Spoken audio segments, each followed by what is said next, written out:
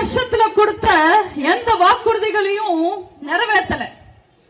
வாக்குறுதிகளை நிறைவேற்றாம பொய்யான வாக்குறுதிகளை கொடுத்து விளம்பரங்களை கொடுத்து அவங்க மக்களை ஏமாத்துவாங்க. இப்பவும் புதுசா விளம்பரம் தர்றார் ஸ்டாலின். போன தேர்தலில் என்னன்னு கொடுத்தாரு விளம்பரம்? விடியல் தருவோம் விடியல் தருவோம்னு சொன்னார். ஆனா விடியல் வந்துடுச்சா? 5 வருஷம் ஆச்சுல திமுக ஆட்சிக்கு வந்து. விடிஞ்சிடுச்சா தமிழகம்? அந்த விளம்பரம் என்னாச்சுன்னு தெரியாது, கொடுத்த வாக்குறுதி எல்லாம் என்னாச்சுன்னு தெரியாது.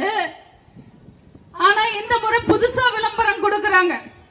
தமிழ்நாடு தலை குனியாதுன்னு ஸ்டாலின் சொல்றாரு. 5 வருஷமா இந்த திமுகவோட ஆட்சியில தமிழ்நாடு எங்க தலை நிமிர்ந்து இருக்கு? 5 வருஷமா தமிழனும் தமிழ்நாடும் தலை குனிஞ்சுக்கிட்டு தானே இருக்காங்க. இன்னைக்கு அண்ணா யூனிவர்சிட்டியில, வரலாறு மிக்க யூனிவர்சிட்டியில ஒரு கொடூரமான பாலியல் வன்கொடுமை. அந்த வன்கொடுமைக்கு பின்னாடி இருக்கிறது யார் அந்த சாரன்னு கேட்டா இன்னைக்கு வரைக்கும் பதில் இல்ல. தப்பு செஞ்சவங்களுக்கு தண்டனை கிடைக்கல. அதே யூனிவர்சிட்டியில இன்னும் 5 பொண்ணுங்களை பாலியல் வன்கொடுமைக்கு ஆளாயிருக்காங்க. இந்த பெண்கள் கொடூரங்களை பார்த்து, பெண்களுக்கு எதிராக நடக்கிற கொடூரங்களை பார்த்து தமிழ்நாடு தலை குனிஞ்சுக்கிட்டு இருக்கு. பசிக்கு சாப்பாடு சாப்பிட முடியாம, பசிக்கு சோறு இல்லாம, ஒரு செம்பு தண்ணி குடிச்சுக்கிட்டு வாழ்ற ஏழை மக்கள் வாழ்ற கிராமம் தான் வேங்கை வயல்.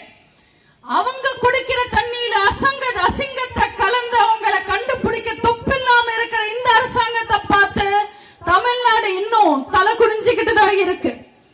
கள்ளச்சாராயம் குடிச்சு கள்ளக்குறிச்சியில 63 பேர் செத்தாங்க. மரக்காணத்துல 17 பேர் செத்தாங்க. கள்ளச்சாராயத்தை தடுத்து நிறுத்த துப்பில்லாம சாராயம் குடிச்சு செத்தவனுக்கு 10 லட்சம் கொடுத்தாங்க. ராணுவத்துல சண்டை போட்டு உசுறு விட்டவனுக்கு 3 லட்சம் கொடுத்தாங்க. இந்த வெக்கம் கெட்ட ஆட்சியை பார்த்து தமிழ்நாடு தலை குனிஞ்சுக்கிட்டு தான் இருக்கு.